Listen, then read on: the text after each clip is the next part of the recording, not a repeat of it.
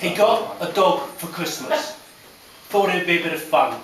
To train it to sit, give him his paw, run for the stick and return when he called it to come. Answered the advert, handed over the cash. It was as easy as that.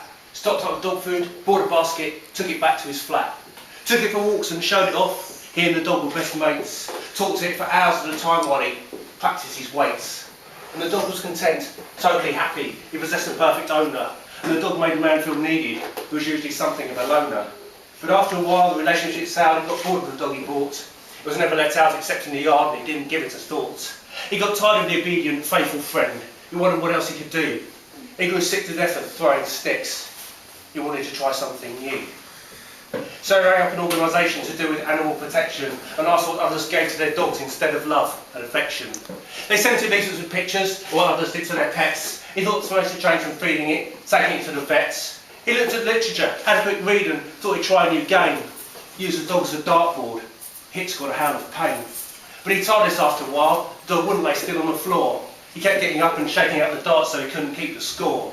So he locked him in a room for over a week and left him to slowly starve. And when he decided to let him out, his weight had dropped by half. He'd throw things at him while he watched TV. When he'd come home and give him a boot, acting out the age-old role of the master and the ugly brute. He'd punch him, kick him, tie him up, and leave him from 9 till 5. And when he was wounded, do nothing, and somehow still stayed alive. And the dog grew up, although abused, into a real big, stocky bastard. And after another bout of cruelty, he decided he'd had enough of being mastered. He decided to take some action. No point in hiding and complaining. While his master was out at work, he got down to some serious training. He ran up and down the stairs for exercise or sprinted round the garden to build up his stamina and cause his unused muscles to harden. He went into his master's bedroom, lifted weights with his paws, chewed flints and bricks and ground them down to improve the strength in his jaws, opened cupboards when hungry, took what he wanted to eat, buried the half-eaten cans in the garden, tidied up to look neat.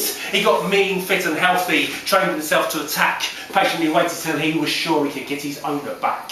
He waited till a public holiday so nobody would come by, pounced on him, could have killed him now and then, but he didn't want him to die. Chased him into the smallest room, the one with the windows barred, bit his legs to slow him down and sat by the door and kept guard. Wouldn't let him go to the bathroom for a wash, a leak or a shit, and when he finally pissed on the floor, he rubbed his nose in it. Now his owner didn't like being treated like this, didn't like the dog biting him, no more than the man liked being starved with his bones poked through his skin. The man begged with the dog and pleaded with him as he hid behind a chair. Quite isn't the way to treat a person! It really isn't fair! But the dog soon got fed up with holding him prisoner. It took no effort or skill, so he played his favourite, the stalking game, and slowly moved in for the kill. Got him nicely, ripped his throat out, stayed with him till he died, took a last look around and wagged his tail, and walked free into the world outside. He gave himself up and told the full story of what led to his terrible crime. He was banned from keeping a human for a year and given a £50 fine.